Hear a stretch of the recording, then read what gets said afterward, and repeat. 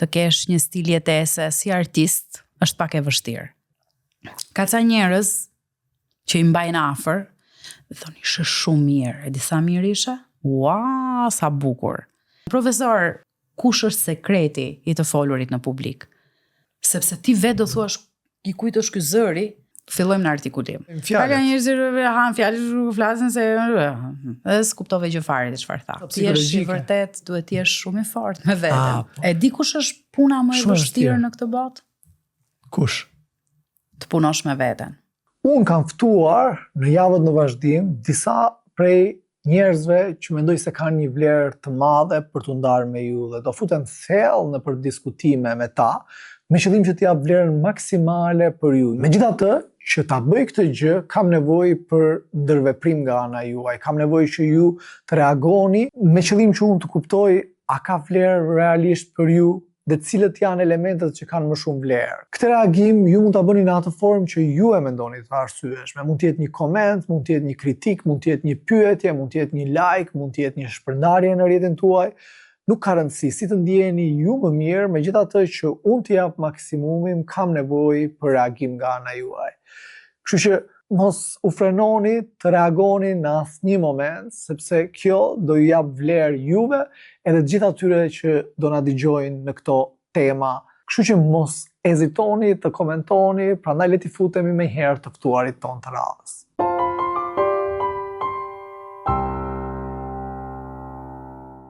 Arita, kur pash eksperiencën tënde, të lidhura me 3 element shumë të rëndësishëm për të folurit në publik, u impresionova, sepse të them të vërtetën as nuk e kisha imagjinuar që mund të kishim një njeri të tillë në Shqipëri. Dhe tani po e shikoj që jo që e kemi, por ta mbajmë fort. E kemi me bollak.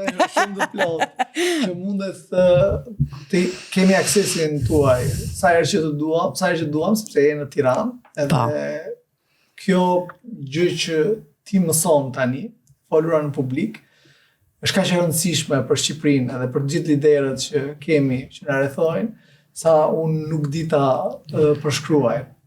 Tani, 3 elementet që vura re që të plotësojnë shumë në këtë aspekt dhe do doja ta nisnim këtu diskutimin tonë. Ventrilokuizmi është elementi i parë që lidhet aq shumë me të folurit në publik sa nuk e kisha imagjinuar asnjëherë dhe as nuk e dija çfarë ishte më përpara. Regjia edhe aktrimi. A mund të më përmbledhësh si lidhen këto në aspektin e të folurit në publik dhe si nisi e folura në publike për ty?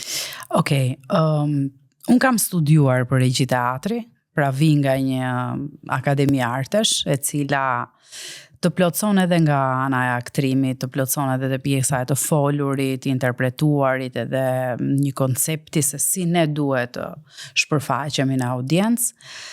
Ventrilokuizmi ka ardhur shumë shpejt, por unë nuk e kam kuptuar që në moshën 9 apo 10 vjeçare kur kam kuptuar që unë mund të flisja në këtë lloj forme. E kam startuar një lloj me studion të cilin kam sot me Ajektin. Aty ka nisur, si të thuash, praktika e forte dhe ventrilokuizmit. Se si unë e kam nisur Ajekt studion, pra rrugëtimin e pjesës trajnimeve të folurit në publik, unë kam marrë kohë dhe jam mbyllur diku te 7 ose 8 javë dhe kam hetuar veten mirë se çfarë di unë dhe çfarë mund të jap të tjerëve. Jo thjesht po dal dhe po bëj një gjë që po marrim disa lek. 11 vite të shkuara. Wow. Në 2014 nisi çdo gjë. Me shumë sforca, me 2 lek në xhep, me 200 darka pelikan të kuq, aq kam pasur në portofol, sa që dola para pasqyrës dhe thash, ose ti vajzje shumë pasionante, ose je budallaqe. Kam mbledhur të gjitha forcat e mia dhe dijet që dija deri në atë kohë, kuptohet që ato çfarë kisha handikape ose mungesë i zhvilloja përmes leximit, studimit ose workshopeve apo konferencave të ndryshme. Dhe kështu startoj dhe kaloj 1 dekadë në plot vështirësi. Pse në vështirësi? Se nuk po të le të bësh pyetje. Jo, kishte ka pas vështirësi sepse kanë qenë që të dyja, edhe e folura në publik, edhe ventrilokuizmi risi. Mbaj mend personat e parë me të cilët unë ndaja që kam startuar një trajnim të folurit në publik, dhe njerëzit, "Ciao, kujt i duhet kë? Po ciao, kush s'di me fol këtu? S'di me fol ne?" Po, pikërisht, ja, nuk di të flasësh. Kështu që vështirësia ishte tek adaptimi dhe se si do vinim në domosdoshmërim. Shiko, këtu nuk bëhet fjalë të bësh biznes, sepse biznesi është shkak pasojë pastaj. Ideja është çfarë do ofrosh dhe kujt dhe pse. Po pra. Këtu duhet ishte shumë e qartë në fillim. Pastaj të bërit biznes është shumë kollajtja korrësh frytet. Por një dekadë ka qenë e vështirë. Ma merr mendja, unë vetëm me biznesi jam marrë, e di pjesën e vështirësisë, po praktikisht biznesi është zgjidhja e një problemi për dikë që është i gatshëm paguaj para. Edhe ne zgjidhim probleme. Edhe në rastin konkret, ky që zgjidhim është një problem shumë i madh, por para 10 viteve, si shumë prej bizneseve, unë kam bërë e-commerce, njerëzit nuk janë të ndërgjegjshëm që ekziston ky problem. Po edhe kjo na bën jetën shumë të vështirë ne si biznes. Kam përshtypjen ajo që the nuk e kishim diskutuar edhe nuk e dija. 7 muaj mora kohë për 7 javë. 7 javë. Unë më ka ndodhur një gjë e ngjashme, para një viti e gjysmë, u troqa nga roli i CEO-s që kam pas te Aladini për 12 vite, më duket 11 vite. E vendosa shumë me një herë dhe i vura vetes detyrë që deri në korrik nuk do merrja asnjë vendim. Nga marsi mund të ketë qenë. Okay. Dhe kam kaluar këtë. Nuk e di çfarë presioni ke pasur ti psikologjik, unë e vendosa me gjykim të plot që nuk do merrja vendime dhe isha jashtëzakonisht shumë i qetë, edhe kam kuptuar shumë për veten ajo pyetja që bëra. Është vërtet. Ventrilokuizmi, mund ta shpjegosh për njerëzit që e kuptojnë pak? Ventrilokuizmi është një disiplinë artistike, është një art skenik, shumë i bukur, është shumë i rrallë, ne jemi rreth, po e them rreth sepse mund të jetë plus minus numri në botë, 100 ventrilokuist në botë. Kështu që unë jam një nga. Ventrilokuizmi fillon artikulimin që në diafragm. Është një art që ekspozohet me gojë mbyllur, përmes kukullave, përmes disa objekteve që mund mos jenë domosdoshmërisht kukulla. Dhe kam arritur, domethënë, e kam zbuluar që është ky talent, e kam zhvilluar, nuk e kam zhvilluar thjesht me një kukull, as me 2, tashmë janë 5 në familje, Harjeta Antko. Edhe janë... Po që kanë dhe karakterin e tyre. Jo vetëm... Absolutisht. Është një Gjateli, është një Nona Nina, është një Cindy, është një Nacho. Nuk kam bubun, po nuk e bëj zërin, nuk e flas shumë trosh. Dhe janë 3 maskota që janë për momentin dhe pritet të vinë të tjera, se janë të porositura.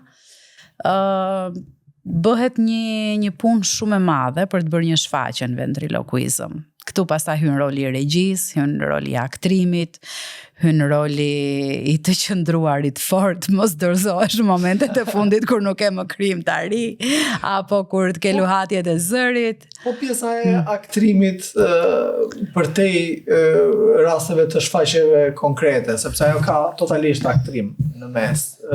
Ju thatë që keni mbaruar shkollën e regjisë? Po. Dhe mbas universitetit, pasaj si ishte ecuria e karrierës tënde, ku nisi të fokusove? Unë kam luajtur në teatr kombëtar që kur kam qenë studente. Dhe ky ka qenë fati i madh që unë pash realitetin. Realiteti i artit është shumë i bukur, por në Shqipëri është i pa investuar. Dhe që ti të pretendosh të kesh një stil jetese si artist, është pak e vështirë. Domethënë të flasim hapur. Në disa sfida që u përjetuan atë moment, unë kam bërë regji në teatr në atë kohë, kam luajtur në filma, por asgjë nuk përkthehej në monetare, ose ajo që përkthehej në monetare ishte shumë vogël për të ndërtuar ky stili i jetesës që ne po pretendojmë që po e përkthejmë në biznes. Kështu që me atë që di unë nga ana e biznesit, edhe nga ana e zgjidhjes problemeve, për dikë që është i gatshëm të paguajë para, ti ke një mundësi të jashtëzakonshme për të zgjidhur problemin më të madh që kanë disa njerëz. 85% e popullsisë ose 75%. Okej. Kjo është problemi. Dhe kjo, domethënë, kombinimi ventrilokuizmi për zërin. Pra, ti mund të bësh çfarë të duash me zërin, edhe mund ta kuptosh në themel, mënyrën e të folurit me zërin. Aktrimi, që është mënyra se si ne shprehemi, edhe regjia, çfarë themi, konteksti, si e përpunojmë atë, janë të vetme gjëra që ka e folura në publik. Kështu që duke qenë se e folura në publik është edhe pjesë e njerëzve që kanë më shumë pushtet dhe më shumë para, ata janë edhe më të gatshëm të paguajnë para. Pra, ke bërë një zgjedhje fantastike, nuk e di si ka arritur të vi kjo. Me Zotin para i kam bërë gjëra, të them të drejtën, të jam e sinqert, nuk është se kam pasur një zgjuarsi biznesi apo një le të themi nuhatje biznesi, por them që kam pat nuhatjen e asaj që unë di të jap edhe di të orientoj. Pra, kjo që unë kam si mund ta kthejmë në vlerë në shoqëri. Jo thjesht kam një kukull të bukur dhe po e shes, apo nuk është kjo. Ideja është që dalim te ky sistemi i vlerave. Ai që ka para do ta paguaj sepse mund të jetë edhe glossofob. Dhe glossofobia është një nga le të themi sëmundjet, sepse është psikofizike, më të rënda të shprehurit. Të shprehurit në publik. Frika është frika e të paska një emër kjo. Glossofobia është frika e përballjes me publikun. Por po e them sëmundje sepse ke ankth, ke djers, skuqesh, nxjesh në fytyrë, pra ndodhin gjithë këto fenomene edhe thu po çfarë do bëj tani. Ka njerëz, për shembull, unë jam përballur në punën time, në trajnime që vijnë njerëz, edhe thon kam një fjalim për të mbajtur. Do të jap 100.000 euro vetëm mbaje ti, nuk e mbaj dot unë. Dhe unë them paguaj më pak edhe mbaje vet. Sepse është më mirë. Dhe kur fillohet procesi, le ta themi, kapet demi nga brirët i themi neve, në Shqip. Ku qëndron problemi? Pse nuk del ky njeriu? Ka një fobi, ka një të shkuar jo të mirë, ka një përballje jo të mirë me audiencën për shkak të gjykimit, për shkak të aparencës, pra, duhet zbuluar e gjitha kjo. Se, domethënë ti duhet arrish të kuptosh ku i vjen burim, ku është burimi i kësaj frike të çdo njeriu në mënyrë të veçuar? Patjetër. Edhe më e thellë. Nuk bëhet ndonjë ndryshe. Është kur unë them është proces psikofizik, unë nuk arrit dot në qoftë se dikush nuk më shprehet se ku i ka problemet, ose unë duhet ta nxis me shumë delikatesë, se ka dhe njerëz që mund të kenë probleme shumë të rënda nga e shkuara e tyre. Nuk dua që të di. Si mund të kuptohet, sepse ne mendojmë që frika është nga që po dalim para një publiku. Si mund të futem më thellë për të kuptuar ku e kam frikën? Po publiku, kush është publiku? Çfarë përbën publiku për ty? Publiku është një individ. Po? Pse duhet të domethënë pse duhet të uzurpoj publiku ty edhe jo ti publikun? Po pra. Shumë e vërtet kjo edhe këtë po mendoja kur po mendoja të pyetjet, sepse në fakt ne kur jemi mes miqve s'kemi siklet. Po. Ti edhe me 10 veta në. Po. Para një që e quajmë publik, që po mund të jenë 10 veta, dhe ne kemi frikë. Çfarë ndodh? Ndodh ajo që ne lejojmë në mendjen tonë të zëri rrethin e parë të vëmendjes. Pra ne konsiderojmë si gjë më të rëndësishme atë që po na shikon, dhe ajo gjë më e rëndësishme është në mendjen tonë. Po, ai publiku po mendon ato momente nëse e ka hequr hekurin e rrobave nga priza ose jo. Ndërkohë ti po mendon që ai po të gjykon ty sepse ti nuk po di të flasësh apo nuk di të japësh informacionin tënd apo mesazhin. Pra publiku është ai që të ka gjykuar ty i bie. Më shumë kur ishe i vogël ose kur je përballur për të parë me gjykimin. Po flet për rastin konkret për mua. Jo për ty, për individin. Për individin. Pra individi e personifikon publikun me njeriun më të rëndësishëm të jetës së tij që e ka gjykuar më shumë, i bie? Ky njeriu që ne po flasim nuk ka marrë kohë me veten. Që do të thotë, nuk ka marrë kohë të shqyrtoj informacionin që do japi atij publikut, nuk ka shqyrtuar me veten e vet të japi gjithë energjinë e mundshme dhe ta marrë vëmendjen e publikut dhe të japi informacionin, por është marrë me Okej. ai publiku o bobo do më thot mua se unë nuk di, si më pa publiku mua, Mos bëj gabim në anglisht, shumë ka vajtë mendje mua njerë. po se mos unë gatrohem dhe këta të gjithë do thonë, ja, unë gatrove qa pastaj. Lapsus e bëjmë jemi njerëz. Por kujt i jep ti prioritetin, këtu është kyçi, në qoftë se do merremi. Unë kam shumë qejf ta bëj këtë diskutim në fakt, sepse personalisht bëj shumë fjalime në publik, po asnjëherë nuk e kam trajnuar veten në mënyrë të saktë. Pra, thjesht kam dalë para publikut. Edhe do më thënë ti do trajnohesh, ti je një nga ata që do paguash për zgjidhur problemin, mirë se të vish. Do përpiqem të kuptoj sa më shumë tani, pastaj pjesën tjetër do ta praktikojmë, se kam përshtypjen nuk mund të zgjidhet dot me një orë, 2 orë apo 3 orë. Jo, është një cikël 10 edhe pak më shumë seanca që mund të punohet konkretisht. Pra një seancë është një ditë? Një seancë është 60 minuta. Që bëhet një herë në ditë apo varet? Bëhet 2 herë në javë, varet nga emergjencat që kanë CEO-t ose individët që të po trajnohen aktualisht. Po ju vetë kur keni dalë në publik për të parë për të mbajtur fjalime, e mbani mend ato rastet kur keni pasur shumë siklet apo ka akoma siklet? Unë siklet. Po, si Arieta. Shiko, që t'jemi të sinqert, të gjithë jemi të ndikueshëm, sepse ne jemi në mish, në trup, pra, në mish, jemi fizikisht, jemi trupa njerëzor, jemi mendje, jemi dhe shpirt. Neve nuk mundemi dot të quajmë sikur nuk e kam problemun. Nuk e kam problemun. Edhe një mace që shikon për herë të parë, ka atë sikletin të afrohet ose ja. Apo ja.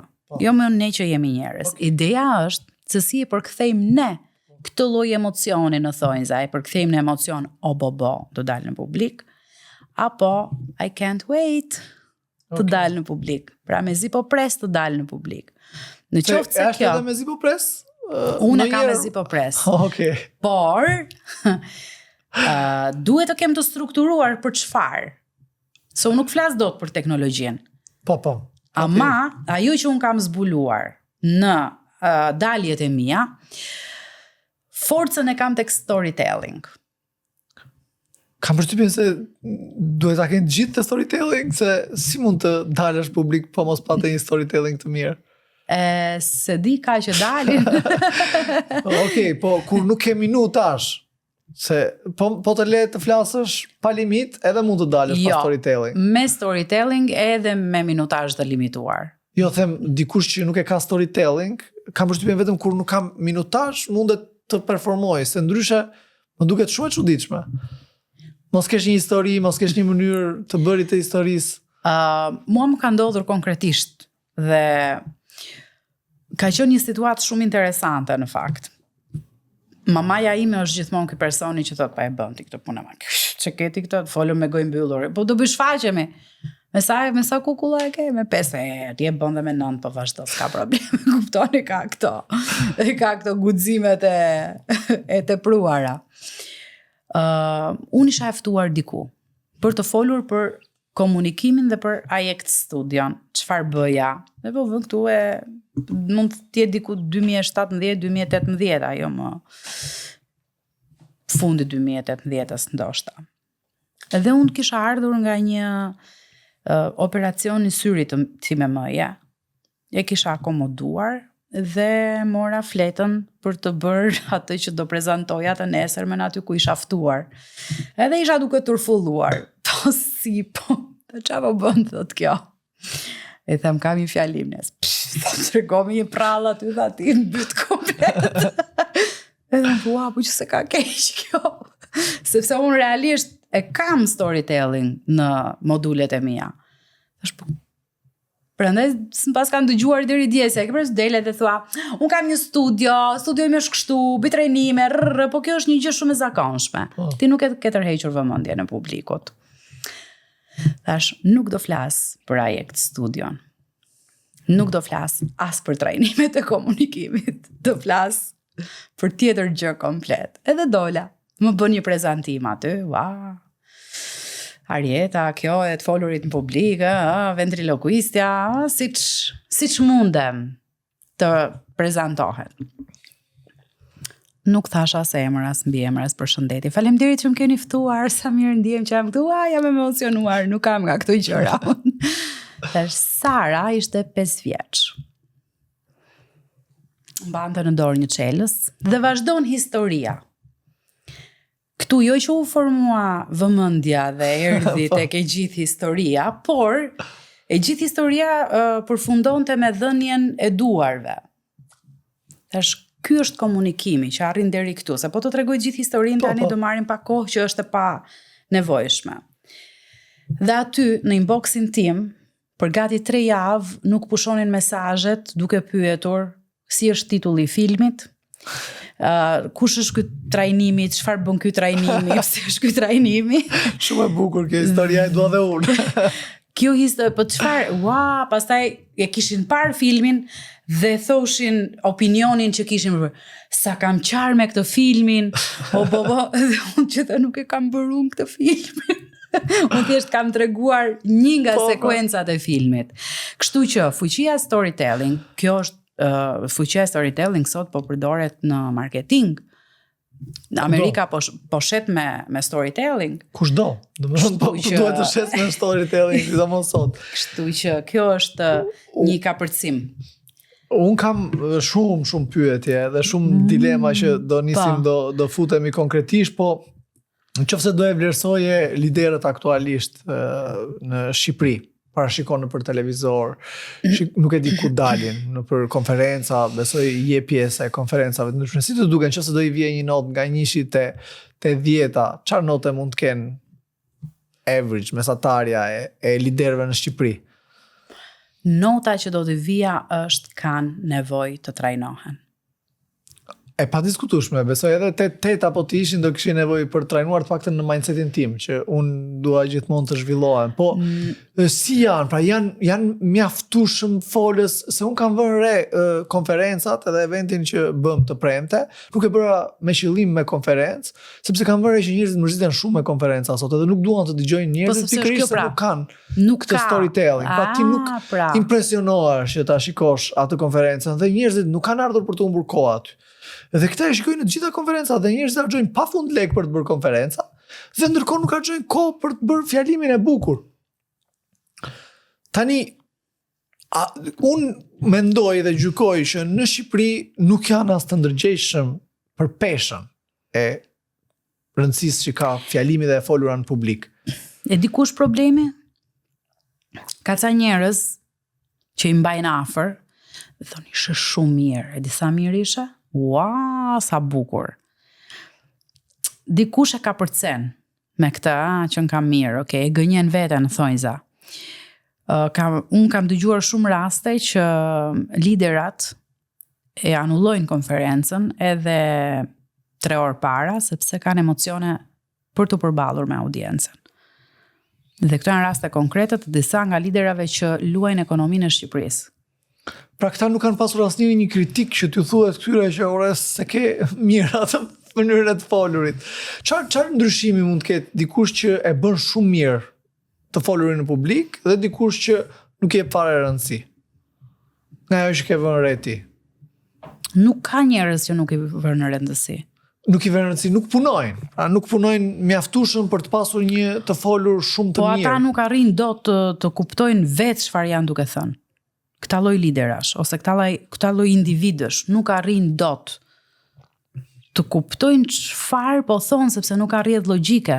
Në momentin që nuk arrihet logjike ka konfuzion. Në momentin që ka konfuzion ka emocion. Dhe kur ka emocion nuk ka as paraqitje. Kështu që nuk Ka emocion për atë që flet apo ka emocion për tjerët? Për çdo Që gjë. dëgjon. Për çdo gjë, nëse nuk ka rrjedh logjike, sigurisht që nuk po kupton as vetë çfarë po thot. Po. Kështu që nuk është thjesht e folur as ti e folur. Kalojmë pak më thellë, siç po të thoja edhe më përpara. Është ideja e të fokusuarit, edhe ideja e një filozofie të komunikimit. Un kam filozofinë time të komunikimit dhe sapo ta thash që jam në storytelling. Dikush tjetër nuk e di dhe duhet të trajnohet për të treguar një histori, sepse nuk ka pas të bëj në jetën e vet me prallat, as me tregimet, as me mënyrën se si. Apo nuk e ka një talent të lindur për këtë gjë, duhet të trajnohet. Unë për herë të parë u hasa me librin TED Talk, po, edhe e lexova 3 herë atë librin se do bëja fjalim. Nuk e ke idenë Arieta çfarë ndryshimi kam parë, jo te vetja, te audienca. Dhe çatë ditë që mund të ketë kaluar 6 vite, 7 vite, unë nëse nuk përgatitem dhe nëse nuk jap vëmendje dhe të shikoj audiencën, kam vënë re, edhe e kam dëgjuar edhe diku, që në momentin kur nisin edhe purpuritin syt më shpesh, domethënë që janë më të vëmendshëm fare. Kur i mbajnë syt kështu të pa që nuk i purpuritin shumë, janë shumë të vëmendshëm. Edhe përpiqem të luaj edhe tani është ajo që thatë juve që mezi pres, unë nuk e kam mezi pres, është shumë e lodhshme mendërisht edhe energjikisht, por jam shumë kurioz të di si do veja i fjalimi i radhës, edhe shikoj impaktin që ka, është jashtëzakonshëm. Domethënë nëse një lideri unë sot do i thosha cila do jetë aftësia kryesore që ty të duhet, do ishte shitja me të folurin publik. Pra nëse një CEO, një drejtues, një lider nuk di të shes veten, gjën, iden, vizionin që ka dhe nuk di të artikuloj atë me një të folur të mirë në publik, do t'i ulen pikët, domethënë gjysmë për gjysmë. Çfarë ndodh me njerëzit që vinë tek ju? Çfarë probleme kryesore kanë? Përveç se kanë shumë frikë që me sa duket është frika më e madhe në momentin që po flisje është kjo ndarja. Ne duhet të dim çfarë po themi dhe si po e themi. Janë të dyja për të punuar këta. Po ata kur vinë në din këtë apo thjesht kanë frikë edhe vinë te ju? Atëherë, ata se po i bëjmë sikur janë. Ose ato. Ne jemi ne shoqëria, ne kemi nevojë për të plotësojmë njëri tjetrin në këto lloj skillsesh që na ka dhënë Zoti. Po dikush që është i ndërgjegjshëm pra, sepse ne të gjithë në momentin që vinë tek unë dhe kërkojnë këtë lloj bisede që edhe ne po e bëjmë tani në këto momente, në radhë të parë unë vlerësoj hapin e parë që ka marrë drejt përmirësimit të vetes në komunikim dhe në të folur. Kjo është baza. Që është bërë ndërgjegjshëm që ai ka nevojë të përmirësohet ose ajo, se po themi ai. Kjo është hapi i parë. Dhe kjo është më e rëndësishmja. Pastaj se kush është problemi, këtu jemi gjatë rrugës. Dhe ne startojmë me frymarrjen.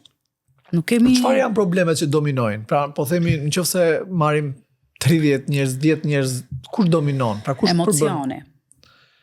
Emocioni është përballja me veten.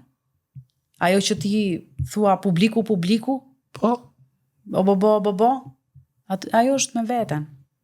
Nuk e ke me publikun, ti se një fare publiku. Unë se di kush është publiku im, as në shfaqje, as në të folur, as në workshop. Unë se di kush është, mendo çfarë të duash ti si publik. Unë do bëj atë që unë kam përgatitur. Pra po sa ta kuptosh vetëm se ke frikë edhe ta kalosh atë, s'ka çfarëdo që ti thuash ti. Fokusi tek vetja pra. Ky është kyçi. Te vetja në aspekt, se te vetja e kanë njerëzit që ditën fokus. Po ju pra, nuk e kanë tek vetja në momentin që thotë unë kam frikë nga publiku. Ah, okay. Se ke tek vetja. Okay. Unë publikun e dua. Se unë për publikun dal. Po ta kesh te vetja dhe e ke te problemi që ti do kesh, pra do bësh gabim, apo prapë është te publiku që do të gjykoj, se ti bën gabim. Po do më gjykojnë ata, po unë e bëj gabimin dhe ka. Si e marr fokusin te vetja unë? Po prandaj duhet trajnimi, si. E kuptoj, po trajnimi është domethënë procesi. Atëherë, procesi është kështu. Frymarrja është një proces i jashtëzakonshëm për oksigjenimin e trupit dhe të trurit tonë. Madje një nga profesorët kur dilte dhe bënte, gjithmonë flasim për në Oxford, kam përshtypjen, duhet ta në mos gaboj dikush që e di si histori, mos më gjykoni. Në auditor e pyetën profesor, ai jepte lëndën e të folurin publik në atë universitet dhe i thanë, kush është sekreti i të folurit në publik. E tha ju kush mendoni se është. Edhe u hodhën shumë hipoteza. Një tekst i mirë, të kesh zë të lartë, të artikulosh bukur, të bësh këtë, të thuash atë, u kapën në shumë gjëra. Dhe profesori i tha, suksesi i të folurit në publik është just breathe. Thjesht merr frymë. Që këtu, sepse duhet të dish rastet që unë kam pas përballë, që të kuptosh pse është kjo just breathe. Njerëzit tonë mu e rësua pamja, me iku teksti, u blokova fare. Është nga frymarrja. Nuk e pasur oksigjen. Është baza. Dhe këtu fillojmë përgatitjen. Ka nevojë që të bëjnë ushtrime ata për frymarrje? Patjetër, duhet stërvitur diafragma, është frymarrja diafragmatike. Unë bëj disa ushtrime frymarrje, në fakt. Pra një herë të shikoj. Është Jack Welch, është një Iceman quhet. Teknika e bëj çdo ditë tani dhe e ndjej. Po mos e bëra atë, nuk jam mirë, madje para se të vinin bashk, deri në orën 8 isha duke punuar deri në orën 6:30. Flas me 20 deri në 30 veta. Ma trego pak? Kjo frymarrje është 30 deri në 40 herë, bën një frymarrje të thjeshtë. Stop. Dhe në erën e 30-40 e mban frymën e nxjerr, pra e nxjerr dhe e mban deri sa të mundesh. Ti e di me çfarë je duke marrë frymë tani? Jo. Ti je duke marrë në toraks. Çfarë është kjo? Ajo është frymarrja që ty të bllokon në audiencë. Jo, nuk e bëj për të folur në publik, për të folur në publik thjesht një lloj meditimi i thjesht që qetësoj veten. Kjo është më shumë për të aktivizuar. Të bie të fikët nëse je më këmbë për shembull. Kjo lloj frymarrje. Pra këshillohet që ti jesh i ulur në një vend shumë të fortë. Po e di pse të bie të fikët? E shpjegonte ky, e kam lexuar gjithë librin, po nuk i vura detajet. Po kjo nuk është frymarrja që të ndihmon në këtë rast. Po. Se kjo është frymarrja që pastaj të lë dhe pa oksigjen. Kjo është frymarrja që të bësh maraton. Pra, kjo është frymarrje, por jo për folur në publik, unë e bëj sepse kam kuptuar që frymarrja është shumë e rëndësishme në të vërtetë, po nuk e bëj për të folurin në publik. Në rastin e të folurit publik, cila është frymarrja më se unë bëhem shumë me ashpër kur ka kështu se më vinë për shumë nga yoga ose nga e kam bërë kjo nuk ka të bëjë me frymarrjen e kam bërë unë frymarrje dhe edhe të tregojnë se çfarë frymarrje kanë bërë. E kanë bërë gabim. Frymarrja diafragmatike është diafragma është një muskull që ne kemi në trup dhe është mbi stomakun. Këtu është toraksi. Në toraksi nuk ke dot forcë për të mbajtur frymën edhe për të ligjëruar një fjali 15 sekonda.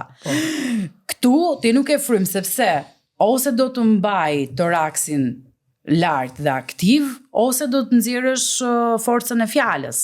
Nuk ke forcë fjale këtu. Po, shumë e vërtet. Po, që të vim në forcën e fjalës dhe në komunikim, le të themi korrekt, është patjetër funksioni diafragmës. Edhe sa herë është e mirë pa folurit në publik, jo ushtrimi. Kështu është stili jetesës. Do bëhet stil jetese. Okej. Sepse kjo është frymarrja me të cilën e lindim. Kjo është frymarrja e bebave. Gocën thetike? Po. Kur shkon te goca dhe e shikon si është zbuluar, është mbuluar, dhe nëse vëre frymarrjen, lëviz vetëm barku. Kjo është ajo me të cilën e lindim, frymarrja e bebave. Duket kështu si krahërori, jo barku. Barku. Krahërori është toraksi.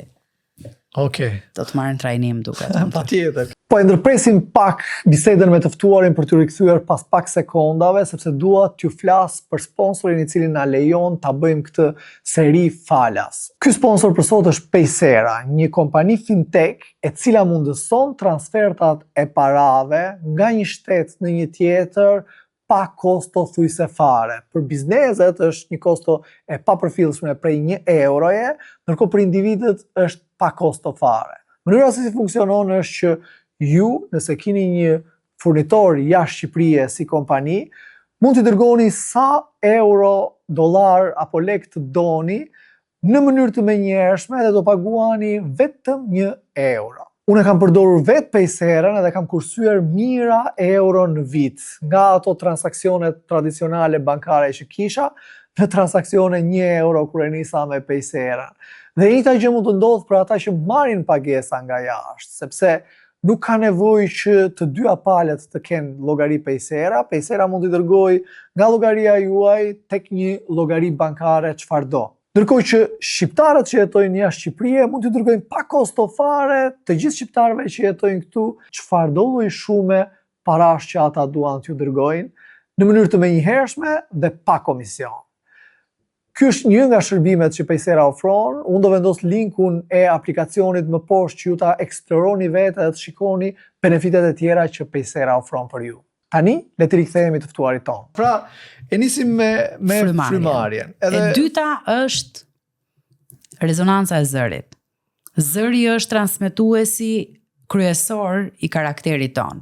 Rreth 75% të potencialit të zërit ne tregojmë kush jemi në karakter. Okej. Që do thotë dhe rezonanca edhe përgatitja e zërit, vokali, zëri, fuqia e zërit. Dhe si përgatitet zëri? Me ushtrime. Të gjitha këto që jemi duke folur janë ushtrime. Të tipit, për shembull, një lloj ushtrimi që unë mund të bëj për duhet të përgatisim diafragmën një herë, pastaj duhet kalojmë në ushtrim. Pra, ju janë të gjitha hallkë e lidhur e procesit. Nuk bëjmë dot njërën veç edhe tjetrën. Diafragma sa minuta dhe sa kohë zgjat pjesa, po flasim para një fjalimi. Unë dua që të shkoj para një fjalimi dhe dua që të optimizoj pak. Nuk jam në nivelin 10, sepse sigurisht nuk kam bërë stërvitje, se si çdo gjë është stërvitje, por si mund ta përmirësoj? Duke u trajnuar. Sepse nuk është që ti do ta bësh vetëm përpara një fjalimi. Po pra, po cili është ushtrimi që unë mund të bëj për zërin në mënyrë të vazhduar që ta përmirësoj? Do vish në trajnim apo si e ke halli? Do vi, po. E ti edhe shumë të tjerë. Po më tregoj një herë. Po pra, atëherë. Shembuj që të kuptoj çfarë do bëj në trajnim. Atëherë, ja shembulli kryesor është do stërvisim diafragmën. Gjithmonë për të folur me gojë hapur. Ju thoni të stërvisim diafragmën, mua më duket sikur çfarë, domethënë edhe kam frikë të vinë në trajnim. Jo, ti s'ke frikë të vish në trajnim. Ti përderisa bën një frymarrje akoma dhe më të frikshme, diafragma është ajo që ty të oksigjenon. Nuk është që të marrim qaf. Okej, dhe të gjithë depozitën e ajrit që krijojmë me diafragmën, ne e change-im, pra e transformojmë, e kthejmë në vokal. Ai vokali që del në pa. Kush është konkretisht pra fillimi i frymarrjes me diafragëm? E kupton çfarë pyetje po bën? Po. Pra si e bëj frymarrjen unë? E marrim frymën dhe e çojmë e depozitojmë në diafragmë, po kjo nuk arrihet dot as për 5 minuta as për 10. Okay. Është një proces. E kuptoj. Nëse këtu ti tani arrin sepse ashtu je duke marrë frymë edhe në jetë të përditshme, kjo është një gjë që duhet ta servisim. Po, normalisht. Se janë do ndryshoj pak mindseti për të shkuar drejt asaj lloj frymarrje. Dhe pastaj kalojmë te zëri. Dhe ju thatë zëri, po para se të kalojmë te zëri një herë. Jemi në skenë, edhe na u ersuan syt. Çfarë mund të bëjmë aty? Këtu s'të ndihmoj dot. Në skenë unë çfarë i them vetes, them jam vetëm unë dhe Zoti. Çfarë ke përgatitur e ke përgatitur më përpara.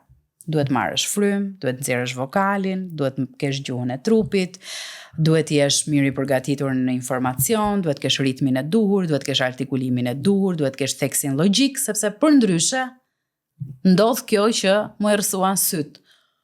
Ose dil nga skena, ose gjeje si do dalësh nga situata. Këtu nuk të ndihmoj dot. Nuk ka ndonjë mënyrë. Të ndihmoj dot paraprakisht po, që mos të errën syt. Pra nuk ka ndonjë taktik që unë mundet të bëj edhe për të përmirësuar jeta gjatë asaj kohës që jam në atë situatë. Unë them just breathe, por nëse nuk di të just breathe-sh, çfarë do bësh? Unë them thjesht merr frymë në ato momente. Por nëse ti je prap në toraks, ty nuk të oksigjenohet do trupi për të ardhur shikimin. Po, nëse bën frymarrjen e keqe, po. Kjo frymarrje që unë bëj, kjo të heq atë dhe është e vërtet. Po, thash, kjo është më shumë për të përballuar gjëra më komplekse, jo për të qenë i qetë edhe për të kontrolluar zërin, edhe për të folur në një mënyrë të shëndetshme. Ajo bëhet për një tjetër arsye. Kështu që jemi tek e folura në publik, dalim këtu. Okej. Jemi te frymarrja.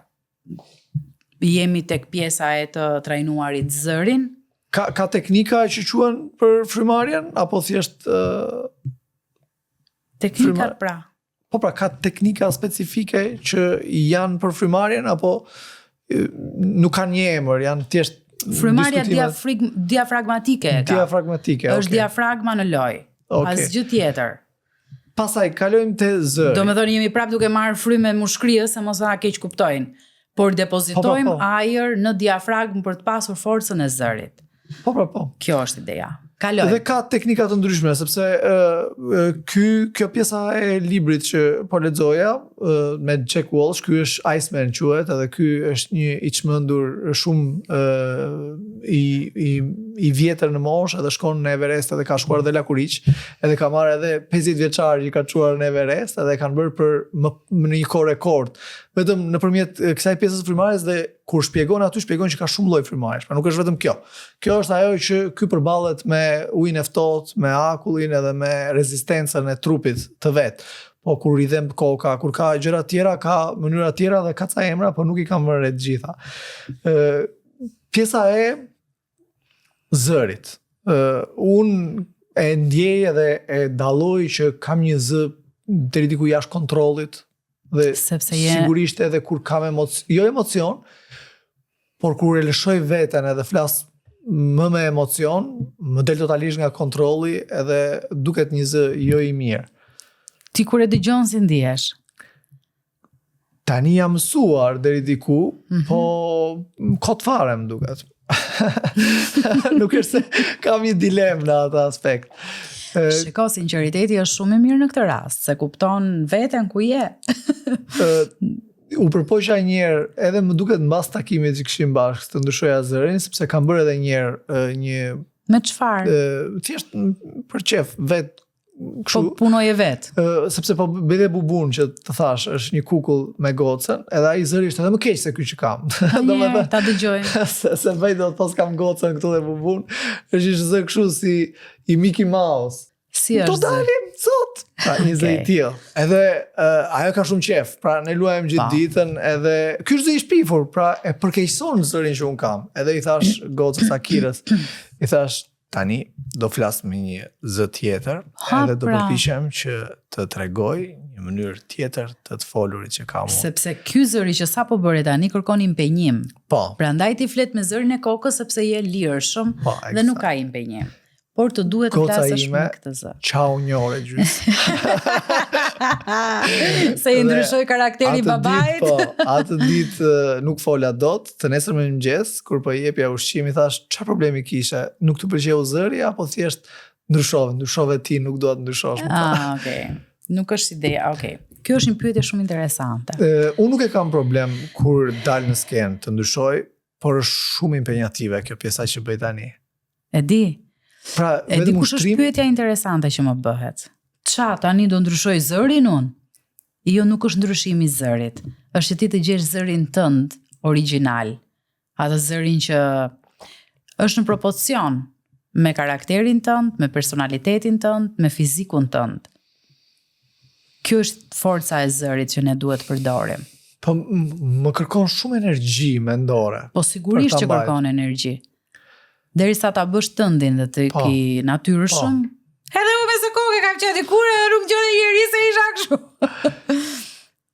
Pra do ushtruar. Patjetër, çdo gjë do ushtruar. Pa diskutueshme se unë trajnoj student për biznes, për digital marketing, edhe ju them është si të mësosh kitarën duke parë televizor. Fiks. Pra është e pa kuptim që dhe për këtë jam 100% i sigurt që nuk ka se si të jetë ndryshe, po pra, përpjekja në atë moment mua do ma komplikoj më shumë jetën. Do të përpiqem më përpara.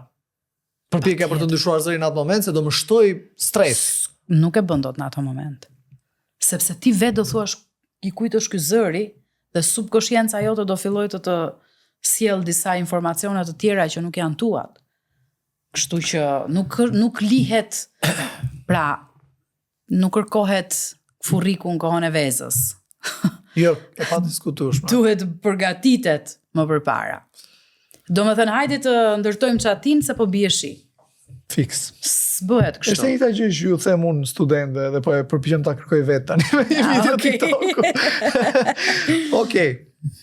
Pas zërit, pra është frymarrja, është zëri, artikulimi.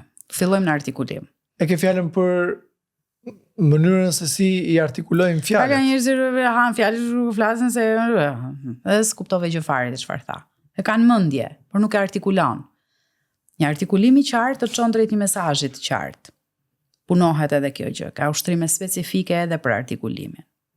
Po, më jep disa ide dhe shembuj të llojeve të ushtrimeve. Pra, unë jam shumë kurioz që ti kuptoj. Për shembull, si mund të ngrohesh vokalet e zërit ishte tani do të bëjmë seancë. Po jam shumë kurioz në fakt ti kuptoj. Po unë të kuptoj, por duhet bësh trajnimin, Valer. Po dakord, se trajnimi do 10 ditë, nuk bëhet me një orë. Pra, është e pamundur. Unë thjesht dua të kuptoj. Ti do të kuptosh një gjë, që trajnimi është psikofizik. Pra, siç trajnohemi nga pjesa fizike e muskulaturës apo e të qenurit mirë vokalisht apo në frymarrje, janë një sër ushtrimesh. Domethënë të filloj të bëj ushtrimet këtu tani do të thotë që unë të shpalos gjithë modulet që kam edhe të them ky është trajnimi. E pamundur edhe janë ushtrime specifike. Jo të gjithë artikulojmë njësoj. Secili ka mënyrën e vet. Ne në Shqipëri jemi dhe shumë dialekte. Çfarë janë problemet kryesore që kanë njerëzit në artikulim? Pra, ngrënia e fjalëve ose të folurit shpejt. Janë dy gjëra që korrigjohen. Po pra. Dhe në këtë kontekst dua që të kuptoj. Tu janë ushtrime specifike që merremi me ose me hapjen e le të themi zgavrës së gojës për dikë që është me zi që ha fjalët, ose duhet të vim drejt minimizimit të artikulimit egzageruar. Ç'do të thënë artikulimi egzageruar? Pra që i bëj më shumë se sa ç'duhet, sepse duam të bjem në sy, ky lloj. Po më bën tani të improvizoj. Jo, shumë mirë. Ky është edhe qëllimi. Në aspektin e historisë, ju thatë që e keni pikë të fortë. Çfarë janë elementet e një fjalimi brenda krijimit të kësaj historie? Historia, pra, kur kemi një fjalim dhe përdoret storytelling, pra historia brenda fjalimit, historia duhet të jetë ai tërheqësi i vëmendjes, se ti do japësh një mesazh më vonë. Që të ngjall kurreshtje. Historia duhet të ngjall kurreshtje. Duhet të çojë në të gjithë vëmendjen audiencës, do ta çoj tek ty, që ti të bësh gati. Sa kohë ke ta marrësh të vëmendje? Sa sekonda? Varet çfarë historie do t'rregosh. Okej, pra varet edhe sa kohë ke për fjalimin. Varet sa kohë ke për fjalimin, varet çfarë historie do t'rregosh, por historia duhet të ketë element. Duhet të ketë elementin ku, kur, pse, çfarë, edhe emocion. Ndryshe ti nuk e tërheq dot. Të gjitha histori duhet i kenë këto, duhet i kenë që në fillim apo historia kur fillon tregohet është isha një ditë, e kuptuam që është ditë në mal, ku jemi në mal, me disa shok, në rast se do ta tregosh ti. Pra, ne kuptuam që ti jemi si të prirur si njerëz për ta pëlqyer historinë. Pra, sa nise isha në mal, dhe kur filloi shiu, pra unë të tregoj dhe kushtin atmosferik me të cilën ne jemi përballur, në mal. Deri këtu ishi mirë. Opa, çfarë ndodhi tani? Se po e bën gati për ngjarjen. Këtu fillon emocion. Ti duhet më çosh si storyteller, si treguesi asaj historie, duhet më çosh se çfarë ka ndodhur konkretisht me juve. Ka rënë rufe, ka rrshkitur mali, ka rrshkitur dheu, të krijohet suspansa, të krijohet ajo çfarë ndodhi. Të themi, okay. Dhe jep mesazhin. E ke gati audiencën. E komplikuar. Jo, shumë e thjesht. Po e mendoj nga aspekti i një njeriu që nuk e ka kuptuar asnjëherë kontekstin e historisë. Jo, jemi në prallat shqiptare. Të gjithëve na ka ndodhur t'i tregojmë një fëmijë pralla. Ishte një natë dhe kaloi ai, shkoi atje. Si improvizojmë për ta bërë më interesante. Thot fëmia, po pastaj E çaj bëri ky aty? Është kaq e thjeshtë. Është kaq e thjeshtë filozofia. Filozofia e të treguarit një histori është shumë e thjeshtë, është jeta e përditshme. Por duhet të dish se si ta tërheqësh. E di çfarë ndodhi mua sot në mëngjes? Jo, më thuaj. Okej, nuk ta them. Kaq doja që ti jesh kurioz çfarë më ndodhi. Okej. Un kam menduar se e bëj mirë. Po tani po mendoj nëse është e saktë apo jo. Cilën? Që ngjall një kurreshtje që ka të bëjë me fundin e asaj që do t'rregoj, që në fillim.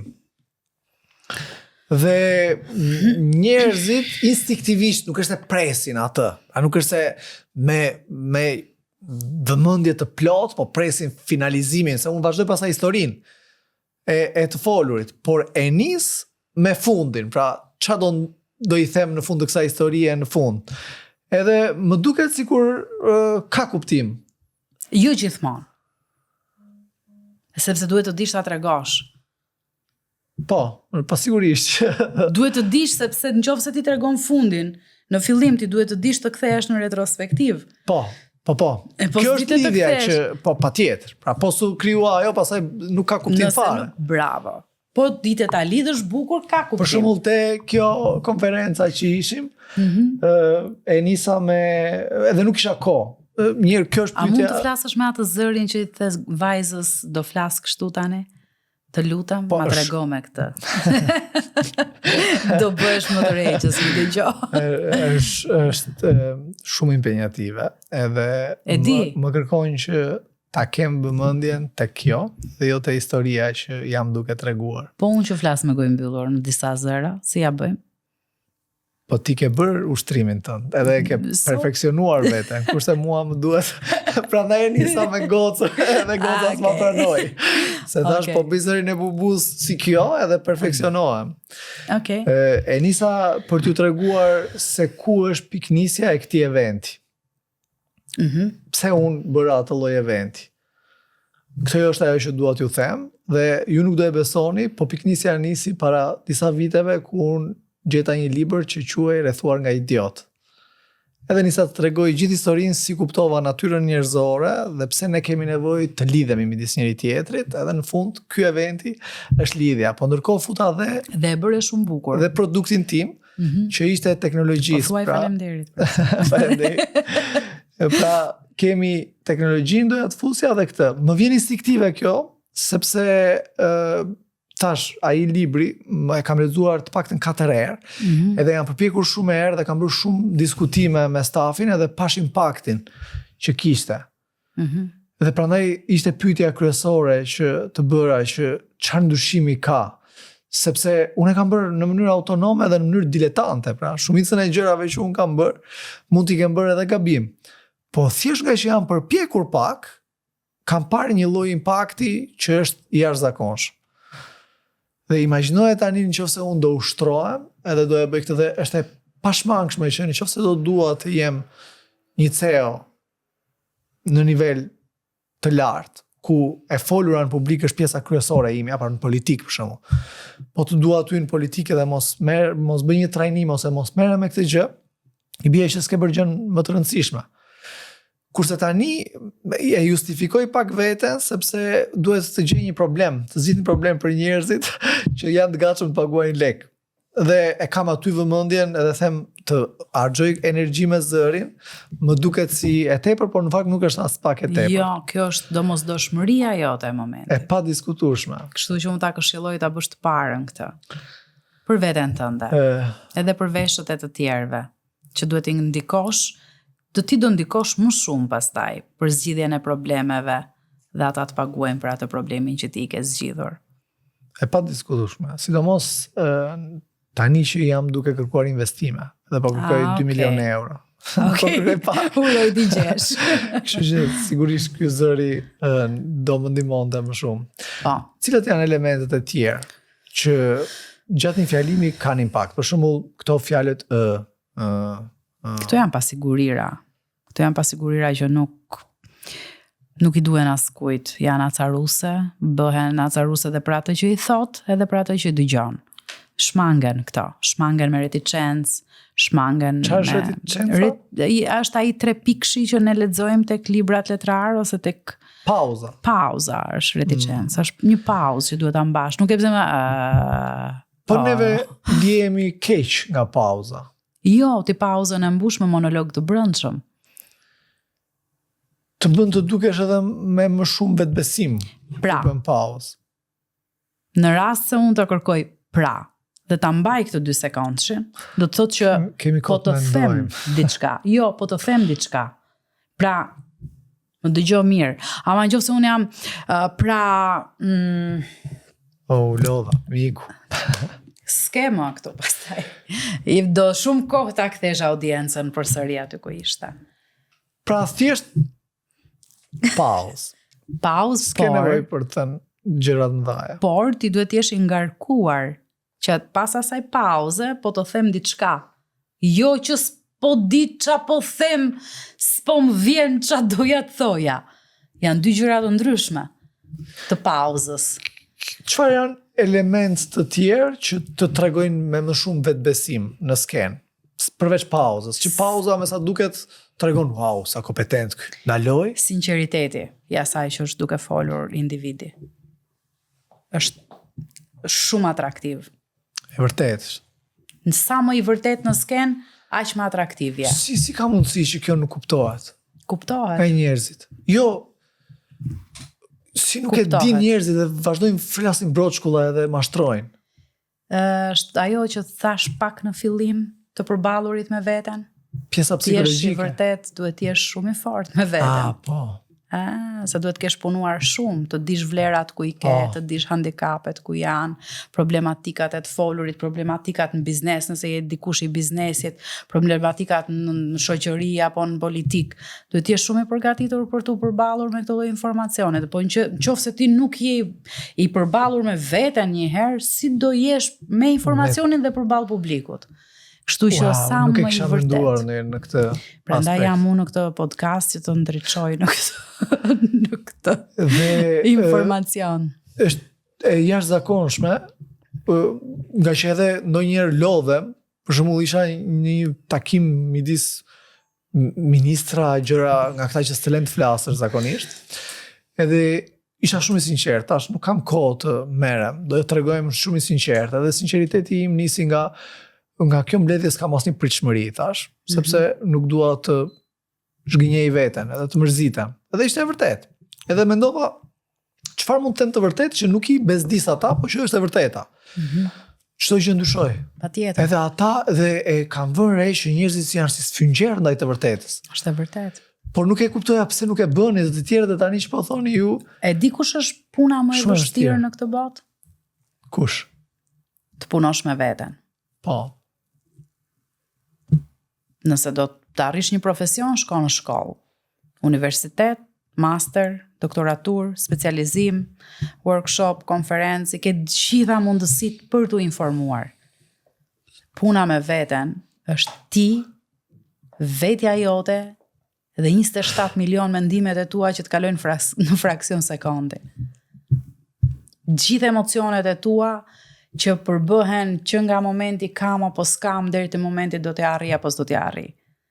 Dhe të përballesh me këto është një punë e madhe, kolosale. Dhe ai Kipling kur e ka shkruar atë Në mundsh, i është referuar pikërisht punës me veten.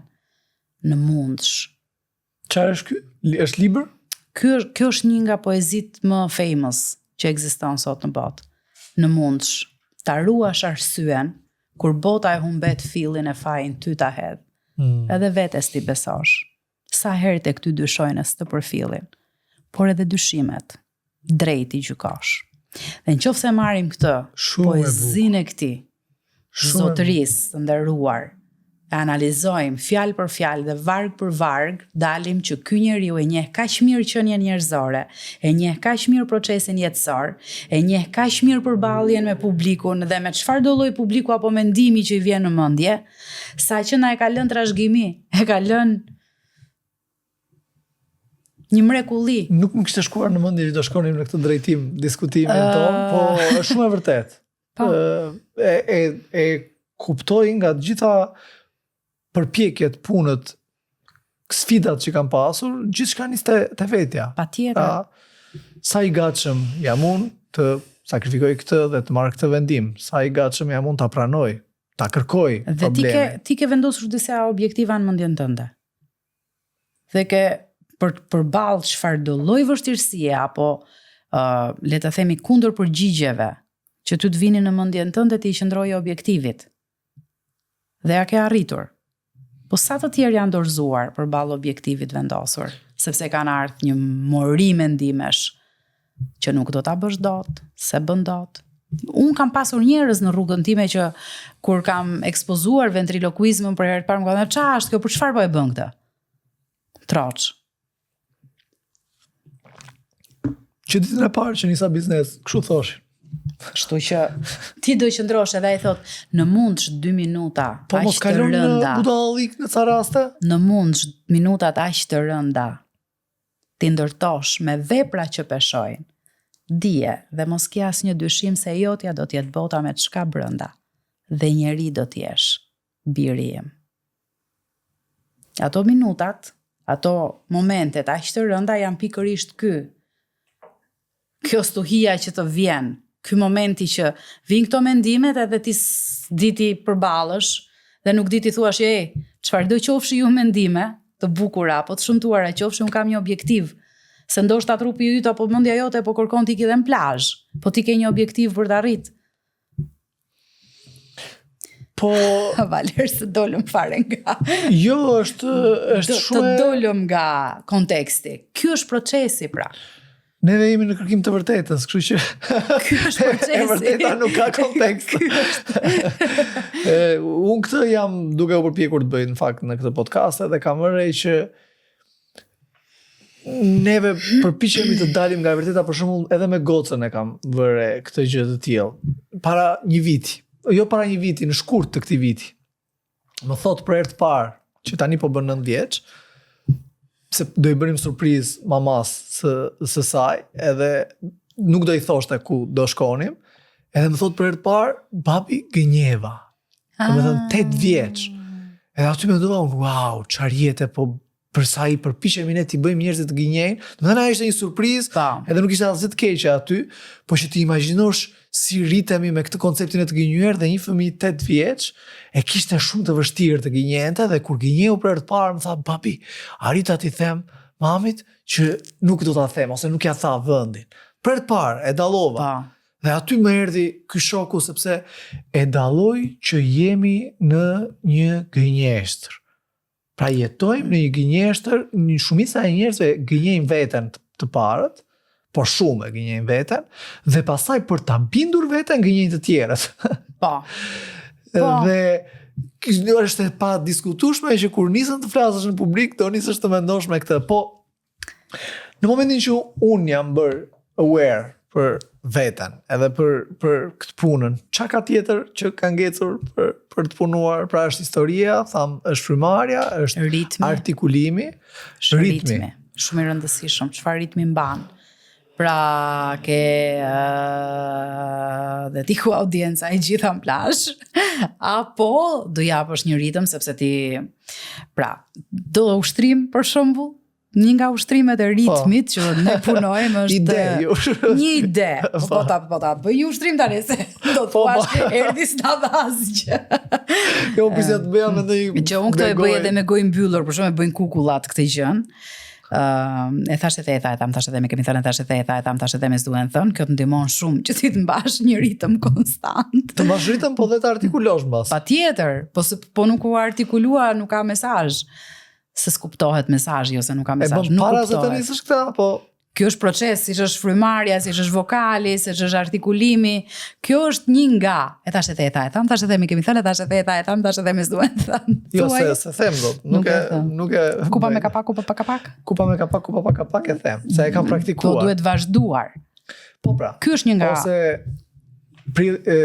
prifti si mos i hyr, mos i. Edhe a them edhe atë. E kam bërë me gocën. Mirë, kur ti jemi pauzë. Okej. Tjetër ritmi. Pra edhe të gjitha këto duhen zbatuar në fjalim. Këto janë të gjithë elementet që i përmban fjalimi. Po sa orë i bie të përgatiten për një fjalimun? Varet nga kapaciteti që ke. Edhe nga lloji i fjalimit. Unë mund të dua 10 minuta, ti mund të duash 10 orë. Pse mund të arrihet në 10 minuta më vonë? Masi të ushtrohesh kaq gjatë? Patjetër, është fast gjëja sepse e ke të përgatitur. Wow.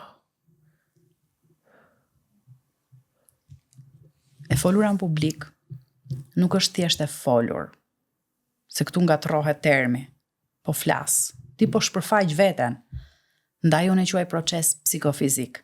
Dhe CEO-t sot e kanë të domosdoshme, sepse nuk arrin dot të ndajnë veten, autoritetin që duhet krijojnë në ambientet e tyre të punës, mënyrën se si duhet shprehen, apo këto janë problematika, nuk është puna se unë dua ti gjykoj apo po kjo është shoqëria jonë. E ngatrojmë gjën. Dhe duke ngatruar për një kohë të gjatë, fillojmë në dështim.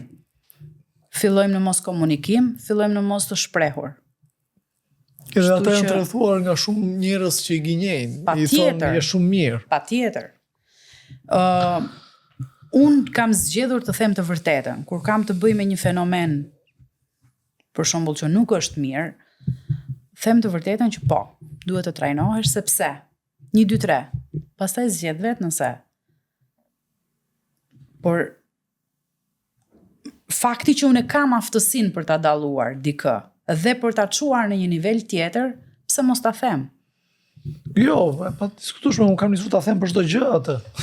Tani jo po mos ta themi se mos lëndohet. Jo, është një gjë që duhet rikuperuar. A rikuperohet është pyetja. Dhe kjo është e duhura që duhet ngritur. Po, por kërkon një punë të jashtëzakonshme. Kush e bën këtë punë ti do ta bësh patjetër me një mentor. Me Arieta Dhimën për shembull, në rastin konkret. Edhe kurse në kohë, se mund të nisësh të shpikësh rrotën nga e para, po do të duhen 20 vjet. Jo, më vjen njerëz kështu, kam lexuar unë për të folurin publik.